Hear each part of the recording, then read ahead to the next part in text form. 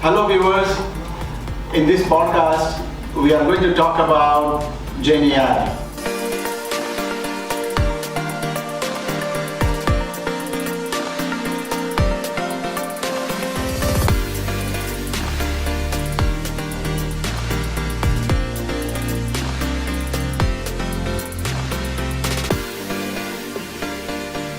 What Gen AI means to the enterprises especially, what are the various components of Gen AI, the building blocks, and we are going to hear from the experts.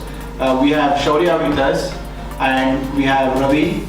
Either partners or technology vendors about Gen AI, and a lot of partners and a lot of vendors are definitely talking to a lot of customers. Everybody wants to pitch their own solutions for Gen AI use cases. People think of Gen AI as acquiring yet another software solution. Yeah. Right? So we have Kafka, we have Elasticsearch, we also have Gen AI for mobile. But Gen AI effectively is, or AI, is a separate practice.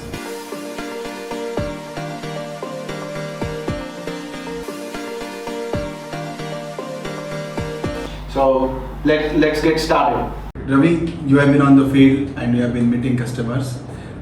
Gen AI, everybody talks about. What are you hearing from the customers?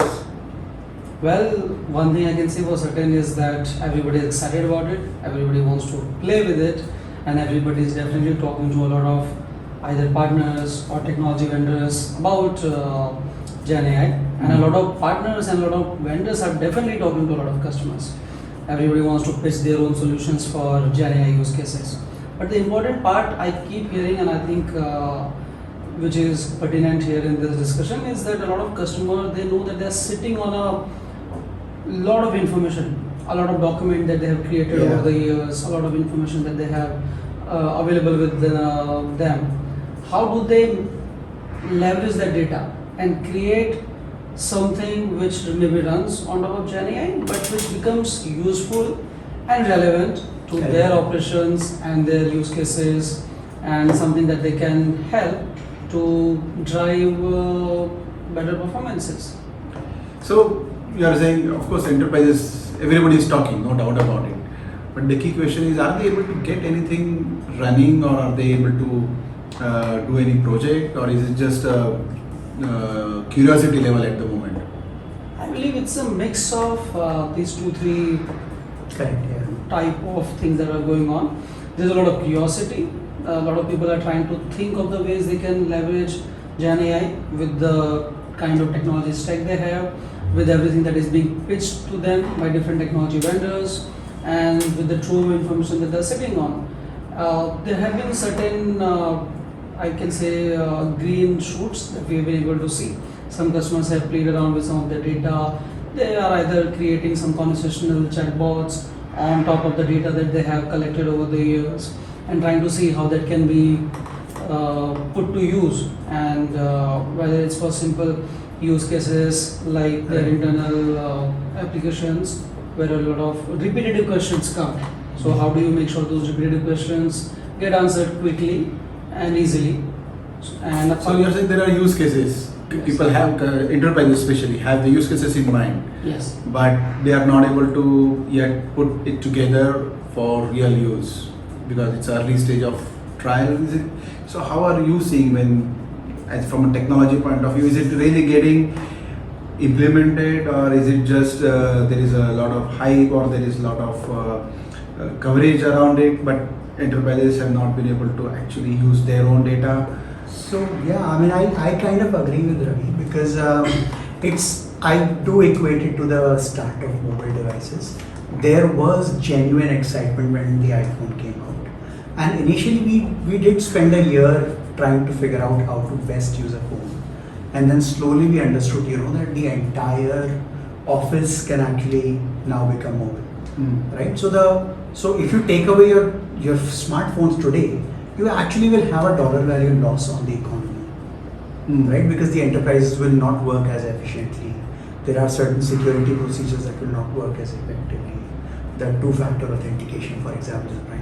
So we will be figuring out the use cases as more and more people use it. And I feel like there is genuine excitement in the field, especially in large enterprises, especially in complex enterprises who have more than one thing happening. But let's take a step back. Gen AI, for that matter, is not new in a way from the, Correct. for the mathematicians Correct. and for the scientists. But for the enterprises, to understand why there is, in last 1 year or 1.5 years, all of a sudden huge surge for every enterprises, every enterprise saying we are powered by AI, or vendors like Ravi says that they are offering everything powered by AI. So what has changed? When you have been in the field of ML for long years, Right. you have seen from a mathematics point of view. So what has changed now? So first of all, we got like a tremendous boost in hardware, and then we have large language models and all these foundation models now that make things happen. So I'll give you a practical example which is actually genuinely successful, and I don't know about enterprises here, but I know of enterprises that are using it very, very successfully to actually get a return on investment. And that is, large language models are a fantastic classification device. They can classify. So for example, reading customer feedback and deciding whether it was a good feedback or a bad feedback used to be a very tough problem to solve. I remember, few years back, I'm talking about when social media came, we were all looking for negative sentiments, what is positive sentiments, Sentiment classification. analysis used to be one of the final projects in a machine learning course. Absolutely. In a master's machine learning course, they'd say, oh, you take so much of Twitter data and analyze the sentiment. Absolutely. That is trivial Now, with language models. So you can say, look, can you tell me whether this customer is neutral, happy or unhappy with this? They are actually able to do it with like 90% plus accuracy. Wow. If you're able to classify, if you just need to classify certain things. Let's say we're all 3 different countries, right? And you don't call just your language subjects, right? You don't call it English or Hindi, you call it language arts. You call it English, and I use the acronym ENG, right? Earlier, just managing this data that all these 3 words mean the same thing used to be a difficult thing. And LLM knows it already, right? So if you ask them to classify, please classify all the courses where English is being taught across this data, done.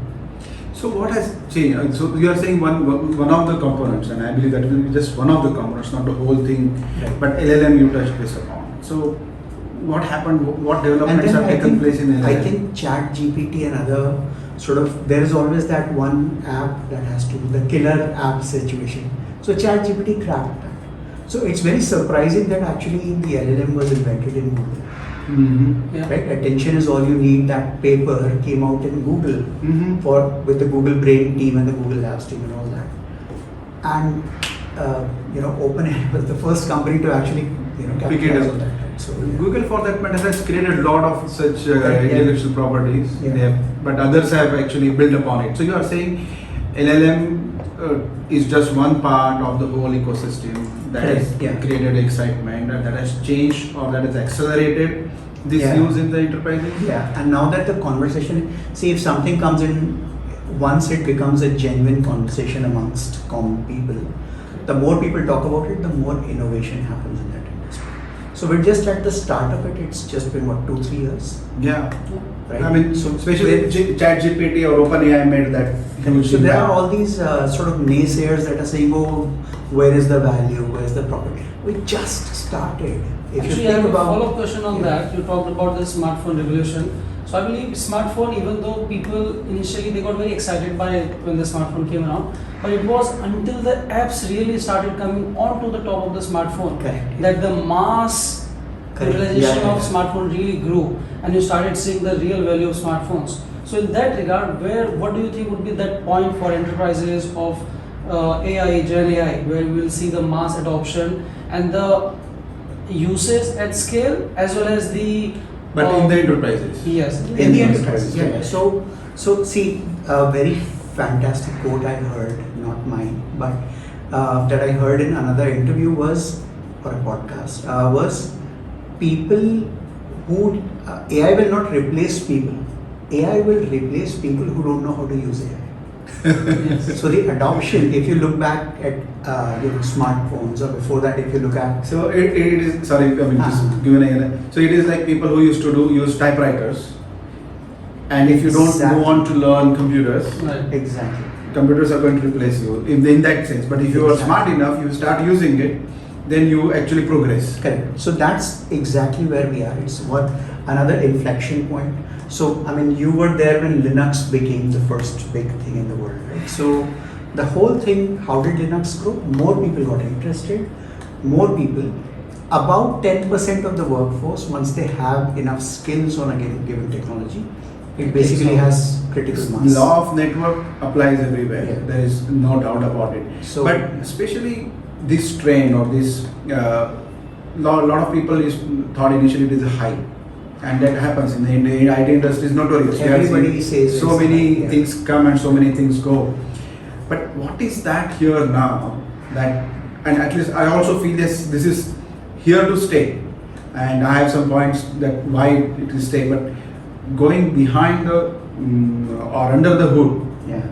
if we go there, what is that making enterprises, especially if they had to adopt? My sense is that they have not yet adopted in a big way. They are finding it a little difficult. Yeah. Because it's a big ecosystem. It's not just that like ChatGPT you start using, or you have access to OpenAI API and you start using, doesn't solve your enterprise's problem. So let's if we have to go under the hood, what are those things that enterprises should know, and where are they struggling with, technology wise, and of course I'm sure skills wise, because it's a relatively new field. But how do you see enterprises should actually start with? So I feel, first of all, let me results first. Hmm. I'm telling you, people who start now, or the sooner we begin, even if we are beginning in a labs mode where we're not promising any return on investment, or we're just exploring the technology for the next 6 months, or we're trying to build a very minimal set of skills around this tech, the people who start now stand to gain a lot more from this tech than the people who wait for another year or 2 years, and it will become very diminishing returns. You have to do it if you want to survive. Yeah. Yes. So for example, when the internet just became the big thing, there were so many companies that said, no, brick and mortar, you do it, computers are just a liability. And then every company had to say, you either do it or die. Right? So the ones who moved forward first and foremost did struggle for 6 months or a year. I mean, that's kind of like graduating from college, right? You have to study hard. But the ones who moved forward made billions, not millions, billions. No, so no. that's the big result. I think we can start small. We can start fundamentally by saying, and this is not a new idea, the enterprise data warehouse world had that. We can start by saying, look, we have everything, all the data, every sales report, every accounting statement, every email that I send out, every chat message, right? Everything that we have in the company, that's my enterprise's data. How can I start mining more value out of it? That's the only question we have to ask. I don't think there's any more, whether you fine tune an LLM or build a RAG or whatever you do, that's the only answer you should be seeking. And suddenly you'll see, oh, initially I could make only $100 out of it. Oh, I can now make $5,000 out of it. And suddenly you'll be able to make $2 million out of it, right? So it just expands exponentially once you start doing it. But in that case, some CIOs they would be asked questions. Hey, you have been spending money on machine learning, and that project has been there in the company for some time. Right. And so, what are you going to do anything different now? So how companies should look at it? That I know basically under the hood, machine learning is the fundamental of building blocks for Gen AI, but the genuine questions for the business people is, if I have not seen enough returns from machine learning projects Right. that have been there for some time, Right. what is the guarantee I will see good returns out of this from the enterprise point of view? Right. So, I mean, sorry if I cut you off. But my thinking always has been that look, returns has two factors. Sure, the tech is there, but it's also a function of the culture, the people, how quickly you're able to adapt and so on. It's also like saying, hey, we have a website, what are the returns on a website? Right? Hey, we have an Instagram account. I remember a manager who came to me and said, Twitter is just information overload, it's a distraction. And every company worth their salt, 3 months later, were marketing themselves on Twitter. Yeah, true. Right? So right now, there is this idea of a strategic investment because we know that this is going to generate a lot of value. So the answer to that question typically comes in terms of opportunity cost. What is the value of all the enterprise data you have today? How do you measure it? The most rudimentary way is how much are you spending on storage today? Right. If you're spending $2 million on storage right now, can you get $2 million and $1 out of that at all? Right? Every bank, every financial institution has terabytes of application logs. Yeah. See, so at the higher level, yes, because there is a value. Actually, there is a more value. I know some business people, they think, what if I don't have it? So it's a cost of not having is higher. So that's why you get into this. Yeah. But I'll just give one example, which is a representative of the state of adoption of AI. One of the companies that we met recently. So they said, oh, we are using Gen AI, which is good, great. And if you ask, so what kind of LLM model are you using? Or what are you using for RAG purpose? How are you training your data? So I could see sort of a blank look. So I showed that diagram, complex diagram, look, there are so many components. And their reaction was, oh wow, oh, now we have a full picture. Correct, yeah. So this is the challenge, this kind of challenges organizations have. So in that case, let's try to demystify